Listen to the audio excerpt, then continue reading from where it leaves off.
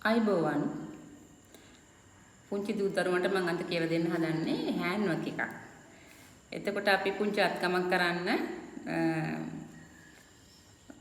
මේ whistle board එකක් අරගෙන අපිට පුංචි රවුමක් මොකක් හරි ලෙඩයක් පාවිච්චි කරලා ඇඳ ගන්න පුළුවන් මේ විදිහට. ඊට පස්සේ අපි කතරක් අරගෙන මේක රවුම් කපා ගන්න.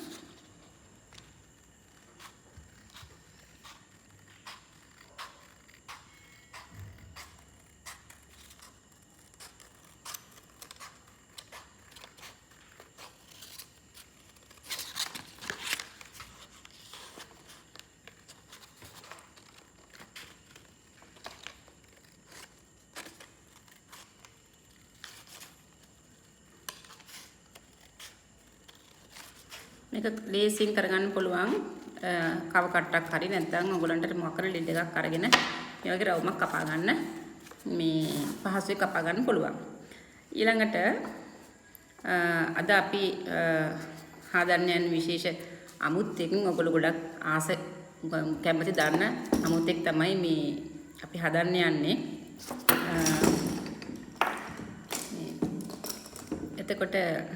එතකොට මේ රවුමේ අපි අද හදන්නේ tortoise කෙනෙක්.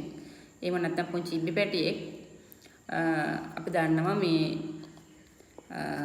එතකොට මේ ඉබ්බට අවශ්‍ය කරන කොටස් තියෙනවා. යාගේ කඳ කොටසක් කට්ටක් තියෙනවා. ඊළඟට හිස හදනකොට මේ වගේ හැඩයක් අපි ඇඳගෙන පැන්සලකින් ඊට පස්සේ අපිට මේකත් මේ විදිහට කපන්න ඕනේ.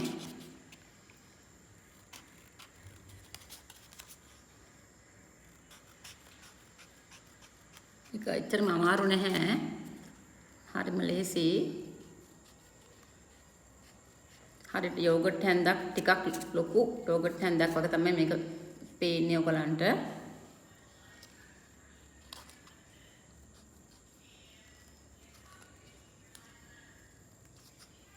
මේ වයිසලා අපි මූලිකව අවශ්‍ය දේවල් ටික කපලා ළමයි කරගමු. ඊළඟට තව තියෙනවා අපිට කකුල් 4ක් තියෙනවා. අපි දන්නවා ඉබ්බෙකුට කකුල් 4ක් තියෙන නිසා අපි මූලික හැඩේ තමයි මේ එක කකුලක කොටසක් තමයි මේ මම හදලා තියෙන්නේ. ඊළඟට යාගේ නැට්ට කොටසකුත් තියෙනවා.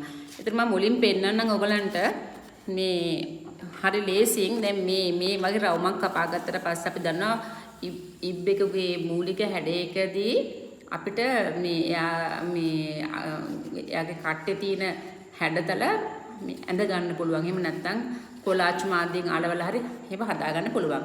ඉතින් අපි ඉස්සෙල්ලාම කරන්න ඕනේ මෙන්න මේ විදිහට රවුමේ හරි මැද හරි කොටසකින් නැග පොඩි කැපුමක් යොදා ගන්න එක.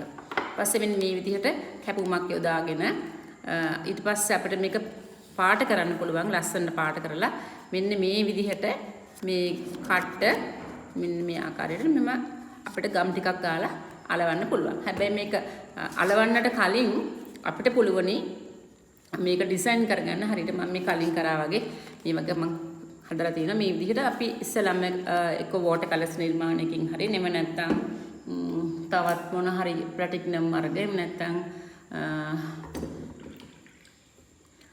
මොන හරි කමන්නේ තමන්ට තියෙන වර්ණයකින් අපිට පුළුවන් මේක ලස්සනට මේ විදිහට මේ කට්ටේ හැඩය ඇඳ ගන්න. ඒක හරි ලස්සනයි. මේ අලවන්නට කලින් තමයි මේ දේ කරන්න ඕන. ඊළඟට අපිට මේ අර කැපුම් දාර දැන් අපි කලින් කැපුමක් දැම්ම නිසා අපි මේ කැපුම මෙන්න මේ විදිහට අලවන්න ඕනේ. එතකොට අපිට ගම් එකක් පාවිච්චි කරලා මේකේ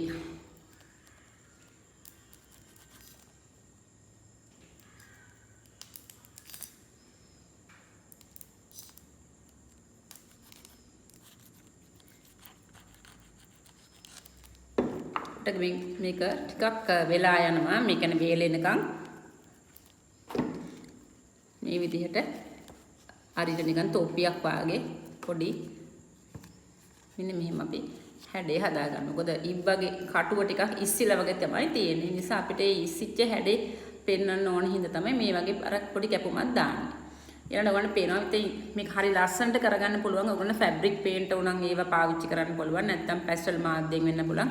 කට්ටේ හැඩයක් විදියට තමයි මේ විදියට මේ ටිකක් ඉස්සුනහම ඒක හොඳට පැහැදිලිව පේනවා. ඉතින් අර ගම් හොඳට ඔයගොල්ලෝ මේ ටිකක් ඇලවෙනකන් මෙහෙම අල්ලගෙන ඉන්න. ඊට පස්සේ ඒක හොඳට වේරුණාට පස්සේ අපිට මේ අනිත් කොටස් අලවන්න පුළුවන්. දැන් මම කලින් පෙන්නුවා උරන් මේ යෝගට් හැන්දක් වගේ මේ කොටසක් තියෙනවා. ඒකත් ඒ ආකාරයෙන්මයි අපිට මැද්දෙන් කැපුමක් දා ගන්න ඕන මේ විදිහට මැද්දෙන් කැපුමක්. ඊට පස්සේ ඔයගොල්ලෝ පේනවා මේ ඒකෙත් මේ විදිහට අර ටිකක් ඉස්සෙන්න, කියන්නේ ඔළුව ඉස්සෙන්න වගේ තමයි මේක අලවන්න වෙන්නේ. ඊළඟට අපි ඒකෙත් ඒ විදිහටම මේ පේන්ට් එකක් මොකක් හරි පාවිච්චි කරලා මේ වගේ ලස්සනට මොනවා හරි අපිට ඩිසයින් එකක් කරන්න පුළුවන්. එයාගේ හිස කොටස මේ අලවන්නට පෙර. එහෙම නැත්නම් අපිට කොලාච් මාධ්‍යයෙන් උනත් මේ දේ කරන්න පුළුවන්. ඊට පස්සේ අපි ඒකත් මේ විදිහට අර ගම් ටිකක් දාලා පහසුවෙන් අලවන්න ඕනේ.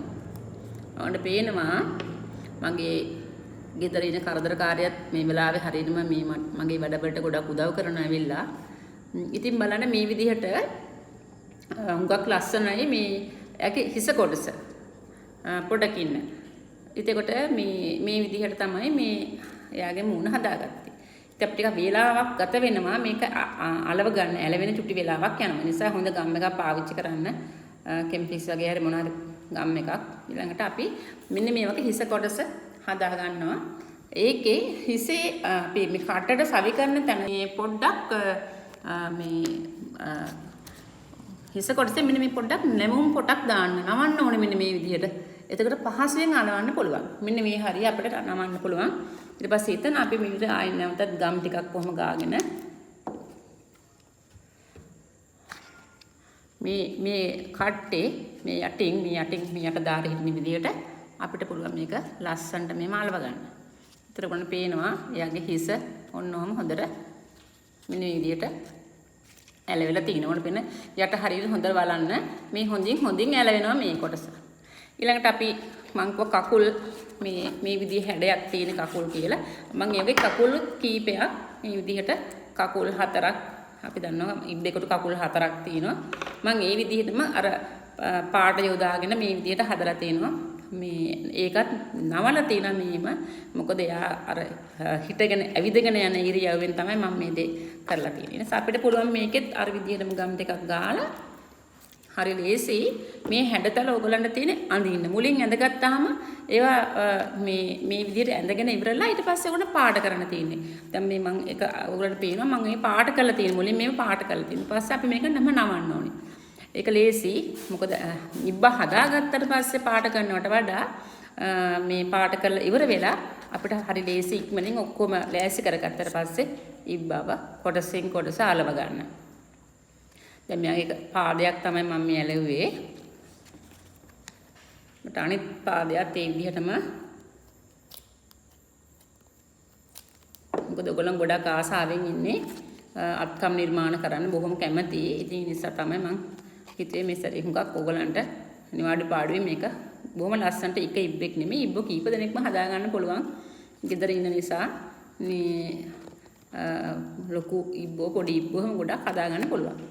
ඉතින් හරි විනෝදයි මේ විදිහට බලන්න මේ දෙපැත්තේ මේ විදිහට තව කොටසක් මම පෙන්නන තව කකුලක්.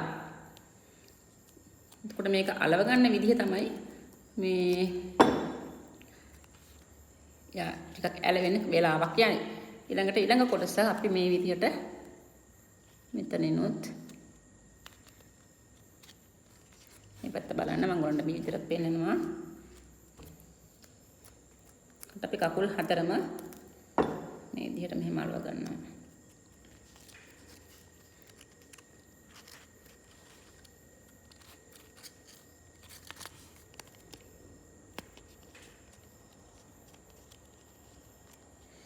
ඊළඟට අපිට තියෙන්නේ මේක අර වේලෙන යන ප්‍රමාණය තමයි මේක තියෙන්නේ. එකම ප්‍රශ්නේ ටිකක් වෙලාවක් ගිහින් තමයි මේක වේලෙන්නේ.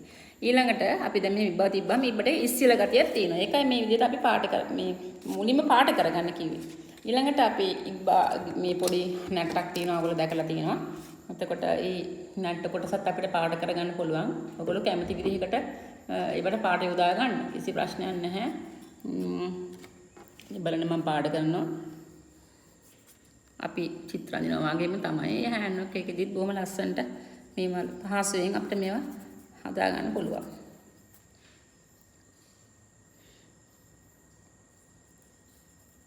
එතකොට මෙහෙම එයාගේ නැට්ට කොටස ඊළඟට අපි මේක කපාගෙන මේ විදිහට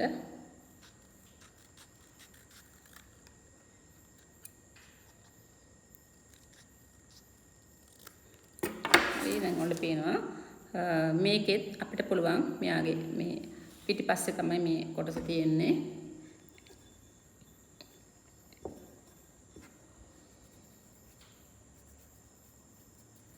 ඒ වර්ණයට ගැලපෙන විදිහටම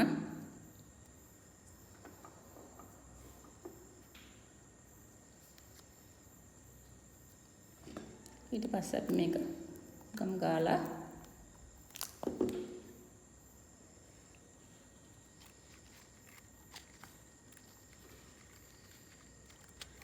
කුඩා වල්ගයක් තමයි තියෙන්නේ. ඉතින් ඔන්න ඔහම තමයි හරි පහසුයි. ඔයගලන්ට මේ මම කලින් පෙන්නපු විදිහට ඒ කොටස් වෙන වෙනම මේ තබා ගත්තට පස්සේ අපිට ඒවා මේ අලව පාට කරලා ඉවරලා අවසානයේදී මේ වගේ ලස්සන ඉබ්බෙක් හදා ගන්න පුළුවන්.